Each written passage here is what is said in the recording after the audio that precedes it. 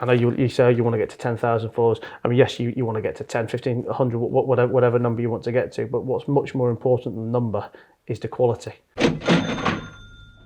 Hey guys, it's Matt Haycox here, and I'm here with Harley for episode number 2 of our Young Money series. But today we've already got a new guest with us. So we've got Maxwell Dodds. Maxwell is Harley's-ish age. He's you're 13, right? Yeah. So they're both 13. But Maxwell's mom is a friend of mine, and we were talking about his go-karting and how he wants to try and grow his audience on social media, etc. And I was going to have a chat with him, so I thought, why don't we do it on camera, and we can try and pass some tips over to you guys. I can understand more about what Max does, and hopefully the stuff, even though he's a youngster, the stuff that will apply to him will apply to adults and people in business and people looking to build a personal brand. And also we want to hear more about his racing and have some exciting things to talk about. So thanks for coming. No, thank you for having me.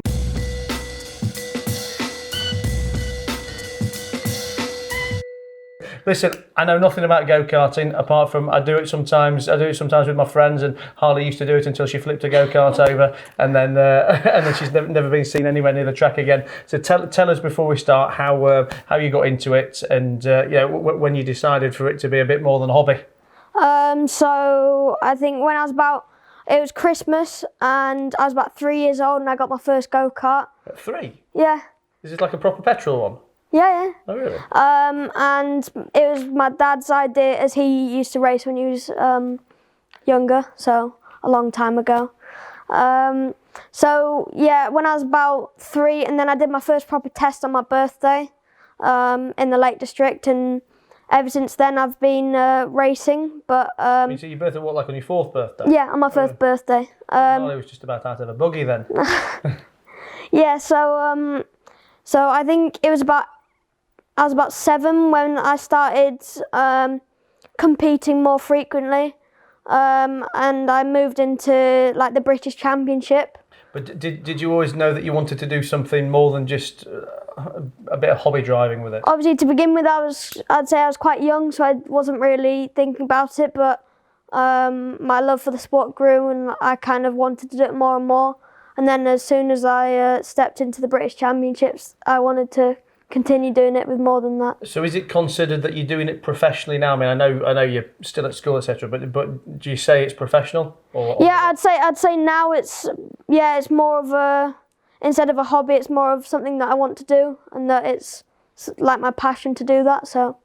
And what's the journey from here? I mean, how do you go from I take you in go-karts now, and ultimately you want to be in Formula 1?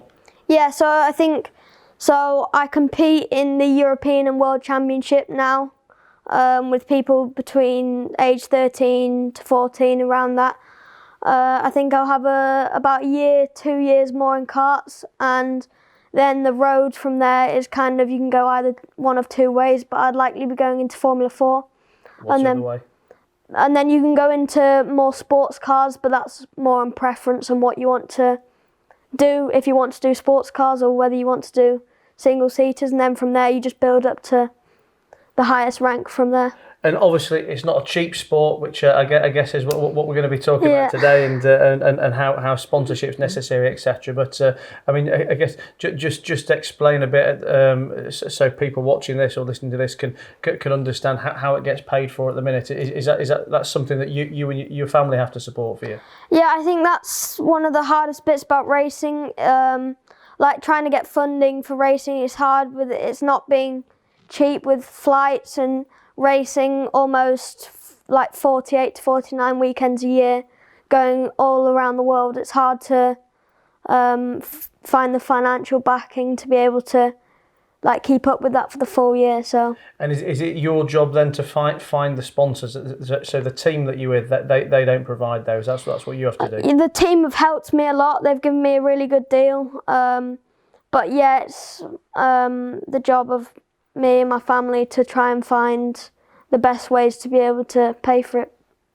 Cool. Well, I guess that's what brought us to what we're talking about today, really. Then, because obviously one of the things that you were asking me when we were off camera was how you kind of go out there and get the sponsorship. I mean, where do you go looking?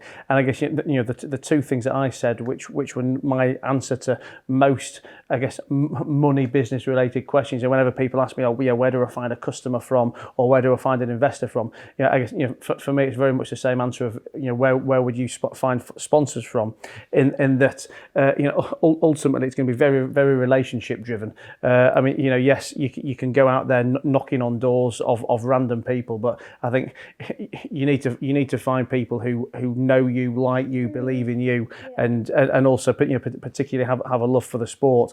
But then getting to know and like you, unless it's people who already have a relationship with you and a relationship with your family, very much comes to growing that audience, and particularly in today's world, growing it on social media.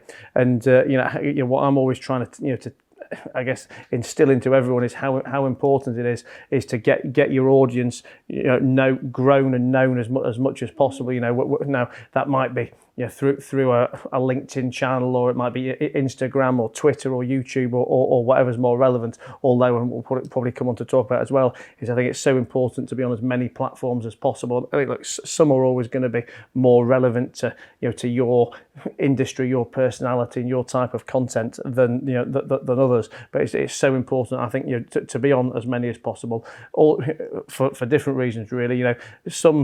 One reason is different people are on different platforms, but also if you were to lose if your Instagram was to shut down tomorrow, or you were to have your account disabled tomorrow, which I think is something that people really don't appreciate as a reality. But I mean, I talk to influencers and celebrities about this all the time, who are absolutely killing it on Instagram, million followers, couple of million followers, but they don't have any presence anywhere else, or like minor. They've got 5,000 followers on Twitter. I mean, especially the younger ones. I mean, all the younger celebs that I know, they don't even have their own personal Facebook accounts. I think because that's something that they haven't grown up with. They say, well, I'm not on Facebook, so my audience isn't on there. But I'm always hammering people to get onto as many platforms as humanly possible. But so you're on Insta at the moment. Yeah. So that's my main platform. I do have a Facebook which is linked to my Instagram, so the same content goes through both platforms. So through Instagram and Facebook. Is that a personal Facebook page, or do you have a business fan page? It's a business page, so it's more like both my pages are like creator pages, so they're more of like a posting content just to the people that follow me, really. So what? I mean, I had a brief look at your Instagram account before we came on today. What kind of stuff do you post on there at the moment? Like, this is what I struggle with a little bit. It's just I post mainly about my racing and my results and what I'm doing, like with fitness and stuff like that. But I think trying to post other things as well is what I need to try and work on a little bit. So when it comes to posting content, what I always tell people is there's basically three ways to build an audience when you post your content, and this is going to be, obviously we're talking Insta, but this is applicable across anything. Is that you either educate, entertain, or inspire. And those are the only three ways to really kind of get engagement from people, so in terms of educating, that could be I guess teaching people something they want to know, or teaching something about you. Entertainment, that's kind of varied, because that could be comedy or almost like movie clips, or if you're a model or a good-looking person, it could just be nice pictures of you, and obviously inspirational type stuff is obviously anything that's hopefully going to motivate people to get up off their arse themselves. But I guess I think it's also important to have a nice mix of those kind of things. But whatever content you're doing, for me, it's key that the content you create, you have to do it with your audience in mind rather than you in mind, if that makes sense. Because I'm sure if you look at all of your friends' social medias or other people's social medias out there, and people are posting pictures of themselves in a hotel room or pictures of what they've had for lunch, You've got to ask what possible value does that give the person who's watching it. So, first of all, anything you're creating, you've got to be doing it with your audience in mind. But then, secondly, I think especially with you, it's really important that what you're trying to build is a personal brand around you. Yeah. I mean, obviously, racing's your thing, but it's really more about brand Max, and this is something that I've been trying to talk to Harley about a lot lately, because obviously Harley's thing is horses, and she's very much focused. She used to have two profiles. She had a personal one and a horse one, and after about 2.5 years of hammering her, she's finally merged them into the one, because what I think is very important is that people really see the rounded picture, because otherwise you're excluding certain people. So like if I wanted to follow Harley because she might be funny, or she might be doing nice things, or going to nice places, I would never get to see any of that, because her content was Harley, Haycox, equestrian, and just horse stuff. So now obviously the horses is a big part of her in the same way that the racing is a big part of you. But for me, it's much more important to kind of get that rounded picture and that rounded brand out there. So I think 100% the content you should be putting on there is all about your life. From not just the racing, but what goes on at home. Even at school, because obviously you're young anyway. So I mean, for me, I think you're going to probably have different kinds of audience who are going to be interested in you. There's going to be people your age who want to, I guess, see what a person of your age is doing. There's going to be race fans who are going to want to see the racing side of things. There's going to be people who want to follow your journey. I think you need to be kind of completely showing all the life, not just racing, because again, when you think about what's adding value to the audience, if every picture or every post is just let's say race results, or here's me in a car, it only shows such a small part of the picture, and I think also it's of less interest to people who don't already know you. If it's a friend or a family or whatever, then they're going to be super interested to see your results. If I don't know you, I don't really care about your results, because I don't even know what happened up to that point, if that makes sense. But things. I mean, I'd be interested to know what goes on behind the scenes. I'd be interested to know how you're feeling before or after. And see, also getting to know other people who are in the team. So I mean, if we're talking Instagram, I mean, I don't know if you do videos as well as pictures. But if you were creating content, to do with how to prepare a car for race day, or making mini videos about going behind the scenes with a mechanic to how to change a tire, or what happens when we spin off, all the things that us as a general public don't really understand. And I'm just I'm thinking of ideas on the spot, but you understand what I'm saying in terms of making content that that other people want to see, that's going to kind of add value to them. Yeah. Does that make sense? Yeah. So is that like meaning that not just doing stuff about the racing, but doing things like how a build up to the weekend, almost like maybe at the airport, stuff like that? Everything. I mean, literally, absolutely everything. I mean, I'm not talking about like one specific piece of content. I mean, your whole general posting really wants to be, just showing the life of Max. From like you say, the build up to the race, but almost in a way not having to plan it and think it too much, just documenting every aspect of your life, particularly with Instagram stories and things, where it's so easy. Because I mean, a lot of the time on the main feed posts, that they need a bit more effort and a bit more thought to curate them properly, to make sure you've got nice graphics, nice imagery, the right text and everything to go underneath it. But but with stories, you can just quickly bash them out and show a lot more content that might be interesting, but probably not quite good enough to show on your main feed. Yeah. And then obviously, if you do get some stories that are a bit better quality and a bit more interesting, you can spin them off into your highlights. But yeah, I mean, just start showing it as much as possible. And I think it's almost impossible to have content overload. Do you know what I mean? I don't think you can do too much.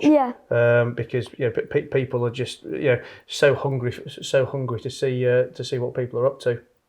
Does that make sense? Yeah. So just, I think I do Instagram stories at the moment, but I think I need to try and incorporate that more with when it's not leading up to a weekend. I think, like, say I do.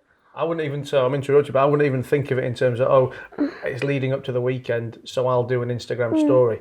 You just need to think, Instagram stories are my life, and almost not even forward plan it that much, So you just Monday to Sunday you're doing Instagram stories all day long. You got a question? No, you were leaning forward. No, yeah, because I think free to speak at any point. Say like once the racing starts, I'd do like 10, 12 Instagram stories. But say if I was at home, I probably wouldn't do any, like not a single one. So I think do them all the time, showing all the stuff, because I guess you're probably not doing them when you're at home because it's not race related stuff. So you're thinking, oh, I'm not racing, therefore. I don't think it's that. It's just I don't really know what I should be posting when I'm at home because I don't really have much to. You probably don't think you've got much because it's you and it's what you do every day. But the people who want to know you want to know what you're up to. I mean, you're here today doing this. This is going to be of interest to some people. People might want to see your mom and your dad, or your sister, or your life at home, or friends at school. Just really showing everything about what your life is and what makes you interesting. Does that make sense? Yeah. And I mean, Harley started to get a bit better with that now, because I mean, originally it just used to be horse stuff. Where unless you're a horse fan, or unless you were a specific Harley fan, because I'm a dad or something, you would have no reason to follow her. But she's even gone as far as having the phone in lessons now to take naughty videos in home tech class. But I'm saying it in a jokey way. But showing her personality, because I mean ultimately that's what we want to see. It's not just and I guess you see this yourself with the racing drivers who are popular. There's always the ones who are technically super popular, technically popular because they're super talented.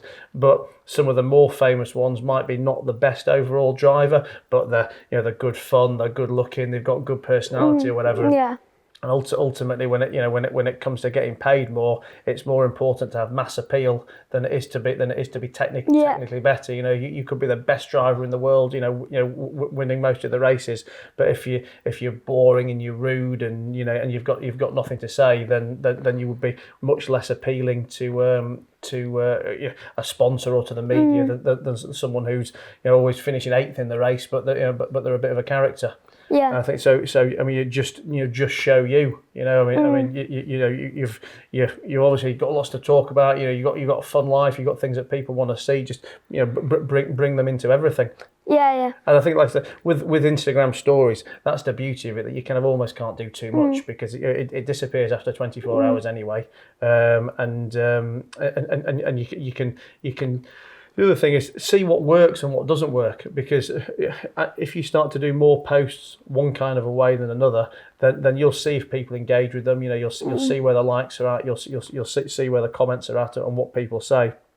But also, I think as well, it's really important to decide what your end goal is with the social media. And for me, you need to look at. I always say whatever you do online should only mirror what you do offline. So I think people either overcomplicate social media or they're looking for the wrong metrics. So everyone's really bothered about how many likes have I got, but really, do you care how many likes you've got if that's not achieving your purpose? So again, I've been focusing a lot lately on my stuff of trying to get the audience to interact with me, so I can either build relationships with them or understand what interests them, so I know if I could make a product to sell to them, or if I could find a way to get money out of them. And I could put a post up that gets not an exciting number of likes, but might get quite a few comments that are insightful for me, or it might get me quite a few DMs. And and it's much more important for me to kind of get those DMs and build those relationships with people than get excited. Oh, I've had 500 likes on this picture. Does that make sense? That's why I want to post things other than horses, but that's why I haven't really done it, because I get worried that people aren't going to like any of it, and it's not really going to help my account get much further, because literally all of my audience is just horse accounts. Well, I think two answers to that question then as well. So that's why it's important to start doing the other stuff to bring the other audience in, but you've almost got to take one step backwards before you can take two steps forwards, because if you always sit there going, well, I'm not going to post any other content because my audience are horses and they won't like it, well then you're always going to have that same problem, aren't you? But also, you know, the only person that's worrying about how many likes you're getting is you. You know, and that ultimately that's not achieving your goal. And you know, the problem with likes, so you understand what I mean by organic reach, yeah. So the organic reach of Instagram and all the social platforms is gets lower and lower, each week basically.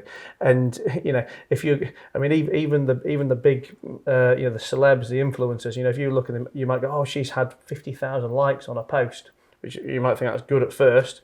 Then you think, well, hang on, she's got 3 million followers, and for her to have 50,000 likes against 3 million followers is no different to you having, I can't do the maths, but you know, it's no different to you having 3,000 followers and 50 likes, or so.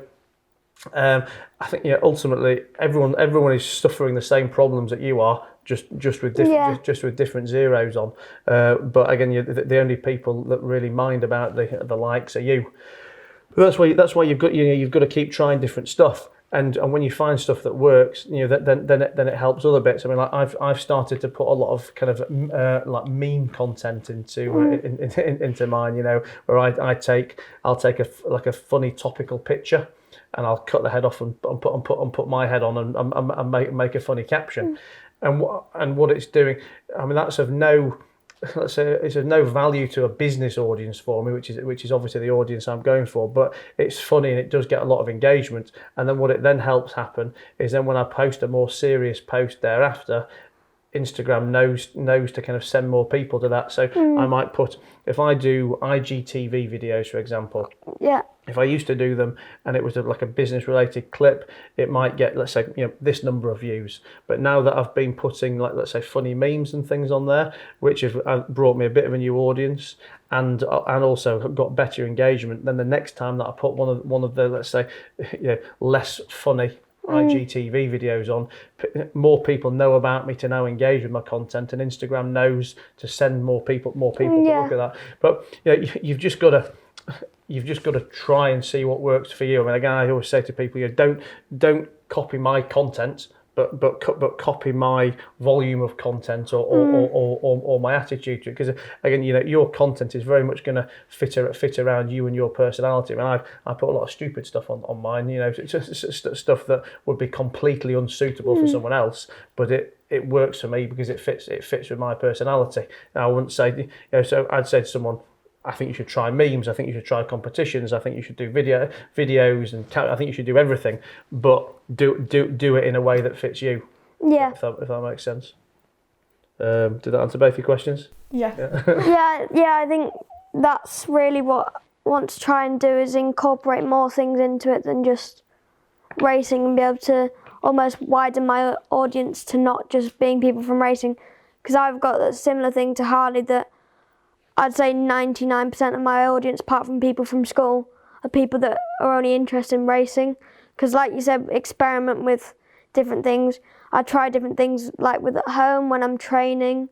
Things like that they'd never do as well as another audience, and you know, people who are interested in the exercise. I don't follow any Formula One people. I'm not a huge race fan, but the people I know are the people that are like the more rounded people. If I was to immediately think of a racing driver, you know, I'd be thinking of Jenson Button, but not because of his driving, because of all his partying and going out, and you know, or his marathons and all the other stuff he does. So in a way, it's almost irrelevant that he's, you know, that he's a racing driver. You know, I'll be following, or I'll be interested in him for the different reasons. Yeah, I think that's like how it needs to be more. I think that needs to be more aimed at different people to try and bring different audiences into. Yeah. But it still has to very much fit you. That's all I would say is whatever is your style and your personality, you've got to stay true to that. But just go out there and try and target as many people as possible. So racing, fitness, just being a kid having fun. Yeah, but the other thing as well is, with the audiences that you are getting, you've got to engage. You've got to engage with them. I think I started to say this and then went off on a tangent. I was saying that however you behave offline needs to be how you behave online. And again, so people are so worked up about how many likes they're getting on a post that they're more bothered about which new audience they're going to get than actually worrying about looking after the audience that they've got now. And it's so important, when people are taking the time to send you a comment or send you a message or send you a like, it's so important, that you engage with them. And the reason I say about, the way you behave offline should be the same way you behave online. I mean, you imagine you in a real life example and someone walks up to you and says, saw you at the race today, you're amazing, Max. And you just turn your head and carry on having a drink. You'd never ever do that, and that is the Instagram equivalent of someone writing it on your post and you not engaging back properly and building a relationship with them. And for me, I spend hours and hours, literally replying to every comment and every message, because I think if someone's taken the time to do it to me, I need to give them that same level of interaction back. And for me, that interaction back is actually reading what they've said and writing a relevant reply. You see it on other people's pages or influencers' pages or whatever, where people will take the time to write a long comment, and they just give them a heart emoji or something. Yeah. I mean, you may as well give them nothing. I mean, yes, they might have been excited that someone's actually ticked for a heart emoji, but these are the things that are just vanity for me. It's vanity that you've had 100 comments or 1,000 likes. It's more important to understand who are the people behind those comments and what you can do with them in the future. Because obviously, we started this conversation because you want to get your sponsorship or get more people to know about you to get sponsorship. Whether it's for £1 or £1 million, every person who interacts with you is a potential sponsor of some degree, I think they've got to be shown that respect of the fact that that they've taken the time out to make you be someone that they've chosen to follow. Does that make sense? Yeah. So with like comments and stuff, take more time to try and reply to what they're saying instead of just like a quick reply to what they're like. Exactly. Just think, what would you do in real life? If someone came up to you in real life and said, "Oh, the way you took that third bend and overtook the green car was amazing," you wouldn't just go. You'd be like, "Oh yeah, I was sweating when that happened. It was a nervous moment for me." Yeah. But, I'm not saying become his busy and have essay after essay. I mean, you've got to draw a line at how many replies you have at some point and get on with things. But just the day that you've got too many messages to reply to is the day it's a good time for you. I'm sure right now, you and me and her and 99% of the people watching this have got more than enough time to engage with your audience in a way that's nice. I do most of my comments on the toilet. I can always find 10 or 15 minutes to send a few messages there when I'm in the back of an Uber or whatever it is. But I think and also, aside from the fact that it's nice for your audience, it helps with the Instagram algorithms as well. In that when someone's writing, the more comments and likes you're getting, the more it shows that post up on your followers feed and everything else. So if you send a reply that starts a conversation thread going, it makes that post more powerful up the ranks. Does that make sense? Yeah. Is that more than? So when you reply, does that almost boost it to a wider audience, or? Yeah, I mean, listen, I don't understand, nor do I think there's anyone understand exactly what goes on behind the scenes with the algorithm. But but as a general principle, the more engagement a post gets, the better it's boosted to a wider audience. And in terms of boosting it, when Instagram consider people replying on comments, they are expecting a minimum of 3 words that are in excess of 3 letters each word for that to be considered engagement, if that makes sense. So if you wrote a long essay and I just wrote yes, my comment of yes doesn't really add any value. You Instagram wants you to have done at least 3 words that are at least 3 letters. That makes sense. So again, just a couple of heart emojis or a couple of thumbs up don't count. But, the simple answer is, if you just imagine every situation online, imagine what you would do offline. Yeah. And just keep putting the effort in until you run out of time. And when you do run out of time, then you're probably gonna have hundreds of thousands of followers and plenty of sponsorship money coming in, so you can pay someone else to do it for you. So with all these things, help build the audience more, because at the moment I have about 4,000 followers, but I want to get say that you get over 10,000 followers, and really, because I think once you get to a certain amount of followers, I think your almost grows at a faster rate. So for me, one of the best ways. So I've got two things to say. Right? Your content's super important, because obviously your content is what gets people interested and engaged. But for me, your content is what keeps your audience. It's not what gets you a new audience. Yes, okay, to a degree it is. But what really gets you more audience, the best way to do it in the short term is collaborations.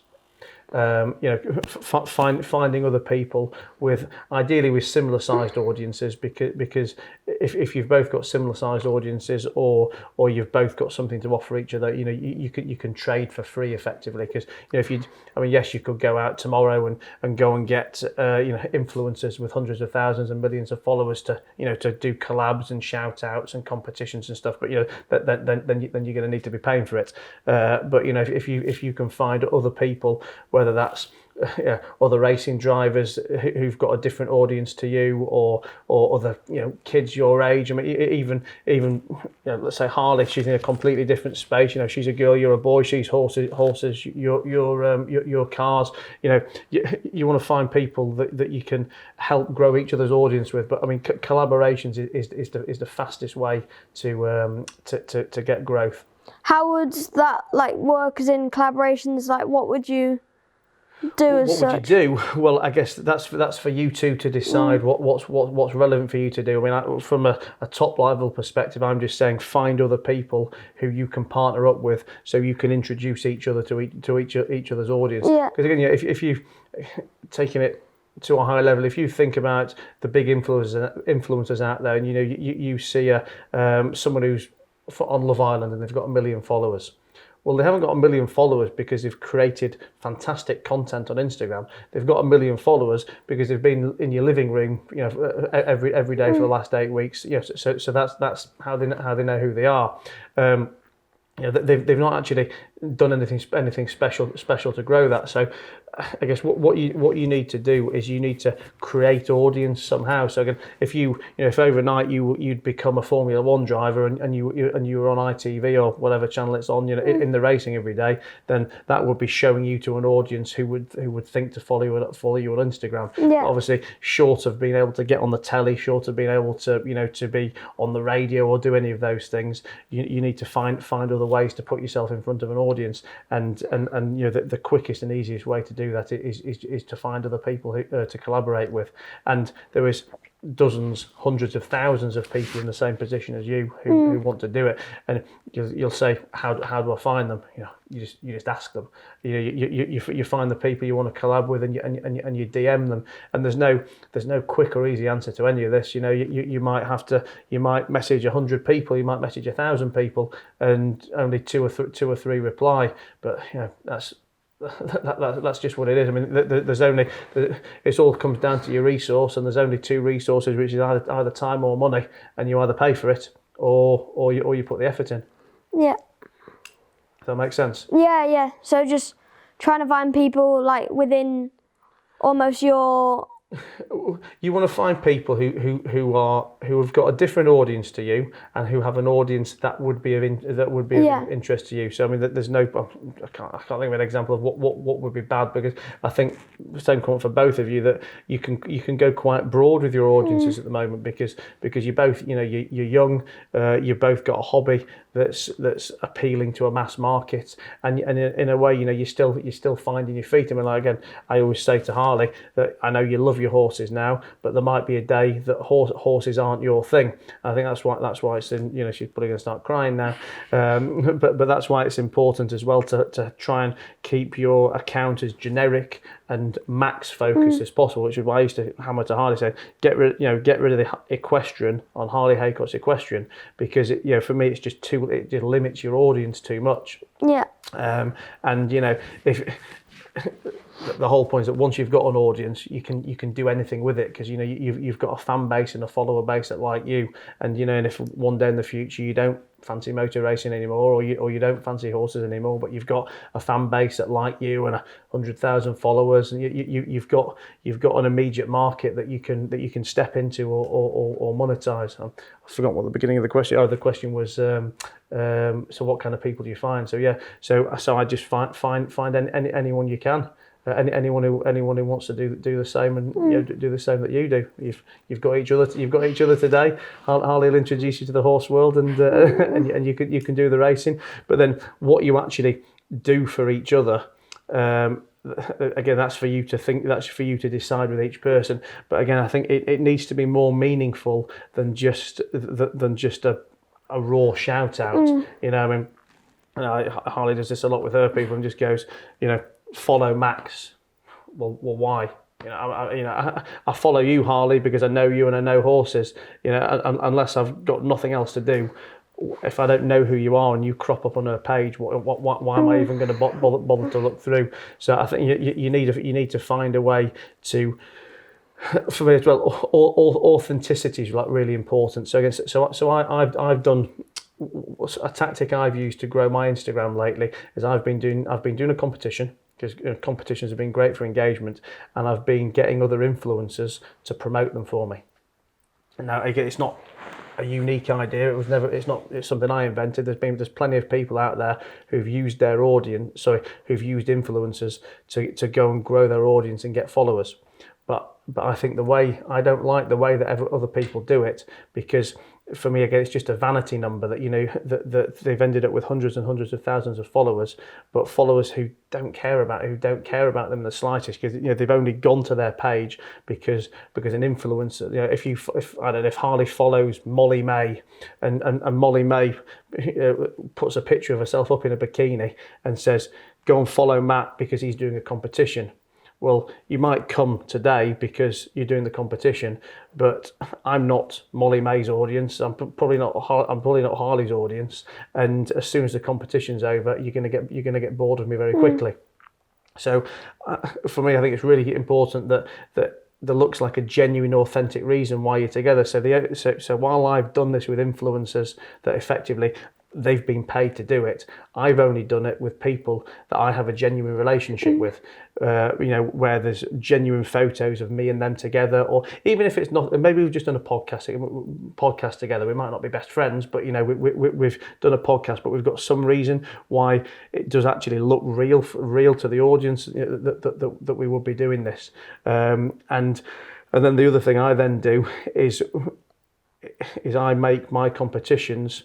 I make the audience answer a meaningful question or do something to get engagement with them, because again, it might mean that a smaller number of people enter the competition, but I don't care, because I don't want the vanity number of going, I've just had 3,000 new followers today. I'd rather have 300 new followers today who are all very much engaged in my content and vice versa, because they will probably stay. I mean, I did a competition last month. When I did this competition with some influencers, it got me about 1,000 new followers, and I think I've lost 30 of them.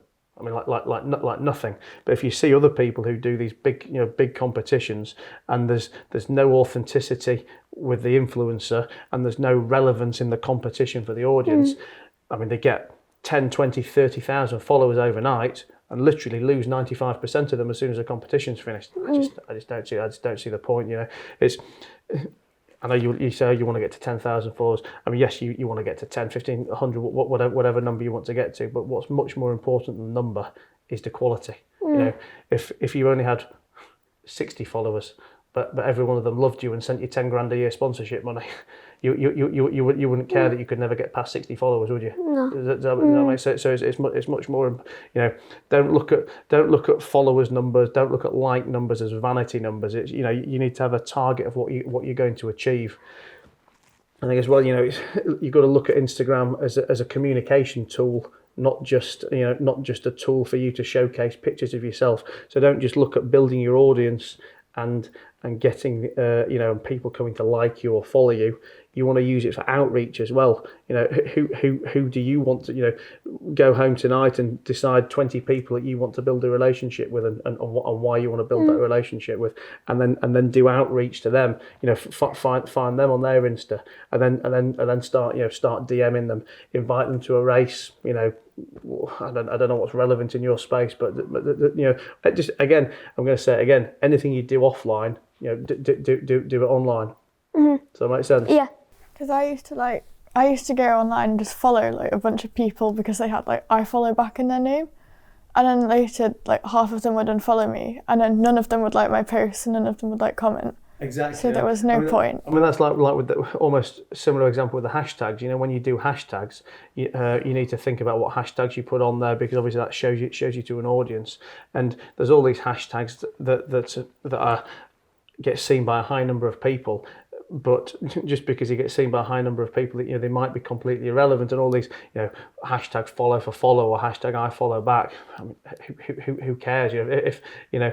If Harley's got no interest, do you really care if Harley follows you? If she doesn't care about racing, she's not really interested in you, and she's never going to give you any sponsorship money. But you've only done it because you said you'd follow each other. It's just key to get the right audience. I mean, yes, you want a big audience, but you want a big audience of the right number of people, and you're better off having a small audience of the right people than a big audience of the wrong people. Obviously, you want to get a big audience of the right people, but that's concentrate on getting the people that can help first. Does that help? Yeah, definitely. What else have you got? You got any more questions for me? I don't think so on the social media side of things, because I think you've answered all my questions. I tell you what you'd asked me before we came on camera. You asked me about YouTube. Yeah. Because I have lots of content on Instagram that sometimes doesn't even make it to Instagram because it doesn't feel suitable to go on there. Why? I don't know, just never really thought about posting it just because it... But why does it not feel suitable? I don't know, just... Because you don't like it, or you don't think your audience will like it? No, it's just because it's posts that I do quite a lot that I just think that maybe overused a little bit. So I post quite a lot of videos of me doing a lap around a circuit that I haven't been to before. Okay. So it would show people about a new video, but yeah. I tried it recently. I made a YouTube channel that I posted the same video on Instagram and YouTube with exactly the same things. Just a video of me going around a track in France, and the video on Instagram did a lot better because I already had a following, but it didn't do as well as my other original post with the same. So I think a couple of comments there then, one on YouTube and one on the content. Again, same principles apply on YouTube, on Insta, on anything. That the content you're creating needs to be adding value to your audience. So now I don't know about that specific video, but you need to decide why it's of interest to the audience. Okay, yes, it's you doing a lap, but is there actually something interesting to watch on there? As in, are you teaching them? Okay, this is me doing a lap, but I want you to watch this because people always slip out on the fourth corner, and I want, and if you watch this, this is my technique of how not to do it. Last year, I did a few videos, but I would do them before race weekends, and it would always boost it a lot more because there was a lot of tracks last year which were brand new to the calendar and nobody had been there.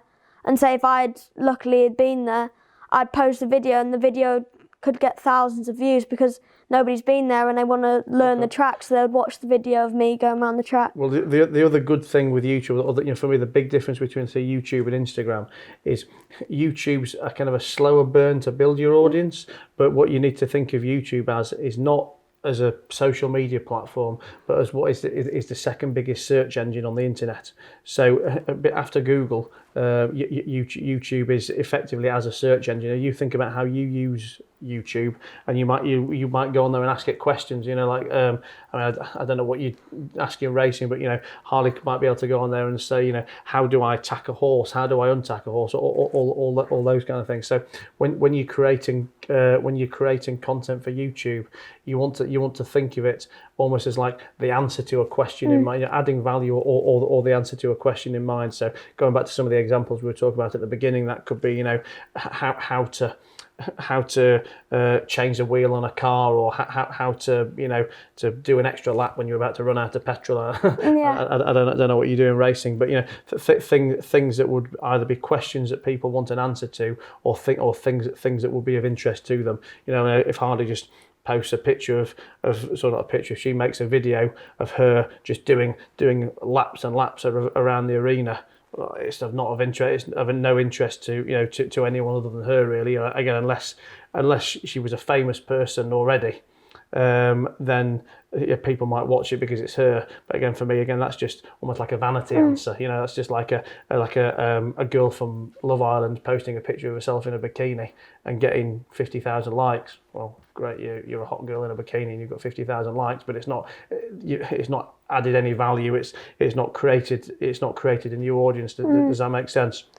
So I think same principles apply to YouTube, but you want to do your content's going to live there for forever. If you think about Twitter, your tweet's gone in 30 minutes. If you think about Instagram, your post is really gone in a day, 2 days at best. But anything you create on YouTube is absolutely for forever. You imagine the stuff that you watch, because you probably watch YouTube yourself, do you? Yeah. You'll be watching videos that could be 8 years old, 10, 12 years old, where you're not going to look at a post on Instagram that's 8 days old, so it's definitely an important part of your kind of overall promotional and marketing strategy to be on YouTube, but you just again want to think carefully about the kind of videos that you're creating. Like there's videos on YouTube that I've seen of eventing, like you said, you're not going to want to watch a video of someone just doing like laps around, but then people do ones like going around the cross country course where they like do a voiceover of what their thoughts are going around. And I actually watch those videos, whereas if it was just them going around the course, I'm not going to watch that sort of exactly thing. Well, yeah, I'd not thought of that, but that would be the same kind of thing that Max could apply, couldn't you? If you're going round, if you've just got like an oval track going round and round and round, it's kind of boring. But if you're hearing you talking about why you nearly skidded on that one and how you did that overtake and everything, that's quite an interesting idea. Yeah. But like I said, the ideas you'll know better because you know your space better than I do. But the principles are applicable whether it's cars, horses, business, or whatever really. But I think it's super important that you've got something, you've got a passion, if you like, that you can be interested in and take out to a further audience. That's something that I talk about with the celebs and the influencers all the time, that they're almost in the opposite position of you, and that they've got a massive audience, but they've got that massive audience because they've walked off Love Island or whatever they've come off. But they've also got nothing to offer other than looking good in a pair of swimming trunks or a bikini. And if they don't find an interest or a project or a passion or something very quickly, then over the next 12 months that audience will just naturally dwindle, because next year there's going to be a new Love Island or a new whatever show it is. But both of you guys have already got something. You've already got a hobby and a passion and something that is effectively timeless. You just almost need to do the opposite problem now and start to bring your personality into play and use that to grow the audience. Yeah. that make sense?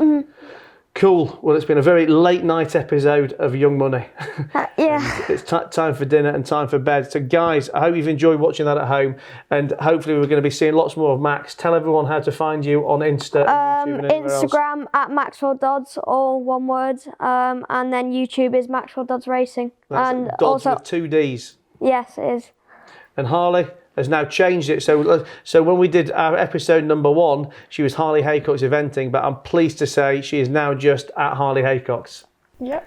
Cool. And guys, obviously, and I'm the Matt Haycox, TheMattHaycox on everything: Insta, Twitter, Facebook, YouTube, the lot. So thanks a lot for watching. Thanks for coming, Max. Thank you for having me. Good luck in the race next weekend. Thank you. And we look forward to coming back with episode number 3. Thank you.